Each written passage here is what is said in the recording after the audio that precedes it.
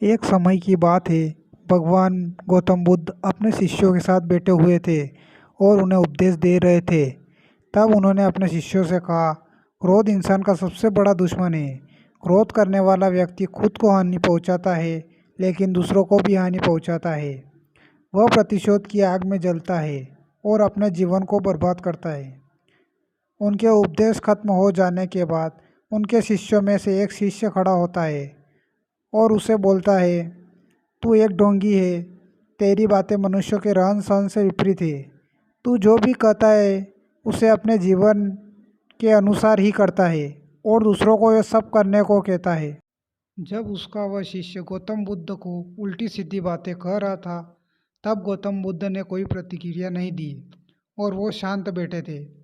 लेकिन ऐसे में वह व्यक्ति और भी ज़्यादा गुस्सा हो गया और गुस्से में आकर उसने गौतम बुद्ध के मुंह पर थूक दिया। उसके बाद भी महात्मा गौतम बुद्ध को गुस्सा नहीं आया और वो शांत थे। उन्होंने अपने चेहरे से थूक को पोंछा और वह चुपचाप बैठ गए।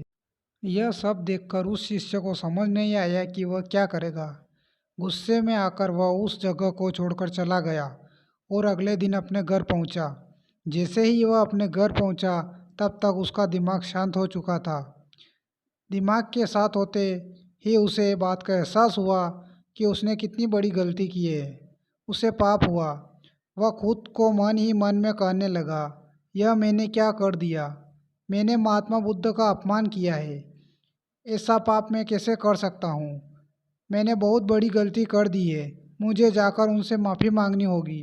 यह कहकर वह तुरंत ही गौतम बुद्ध के पास चला गया, लेकिन गौतम बुद्ध उस समय स्थान पर नहीं थे।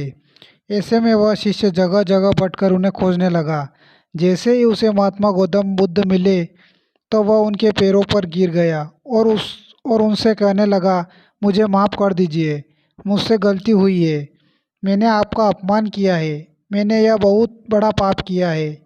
यह सब देखकर गौतम बुद्ध ने उनसे कहा, शांत हो जाओ। क्या बात है, मुझे बताओ, तुम कौन हो। गौतम बुद्ध के यह पूछने पर वह शिष्य चौंक गया। वह सोचने लगा कि महात्मा बुद्ध मुझे कैसे भूल सकते हैं। मैंने तो उनका अपमान किया था। यह सोचकर उसने महात्मा बुद्ध से पूछा, मैं वही शिष्य हूँ जिससे कल आपका अपमान किया था और आप इतनी जल्दी मुझे भूल गए। हमें कल की बातों को कल ही छोड़ देना चाहिए। वह अच्छा हो या बुरा, उसके बारे में बार बार विचार नहीं करना चाहिए। मैं बीती हुई बातों को पीछे छोड़कर आगे चलता हूँ और ऐसा ही हम सब को भी करना चाहिए। महात्मा बुद्ध ने उस शिष्य से कहा। महात्मा बुद्ध की यह बातें सुनकर वह शिष्य और भी ज़्यादा प्रभावित हुआ और उनसे बोला, मैं आज से आपकी हर बातों का मान करूँगा। इस कहानी से हमें यह सीख मिलती है कि क्रोध करना इंसान के लिए सबसे खतरनाक है। यह मनुष्य का सबसे बड़ा दुश्मन है जो उसे बर्बाद कर सकता है। इसलिए मनुष्य को कभी भी क्रोध नहीं करना चाहिए।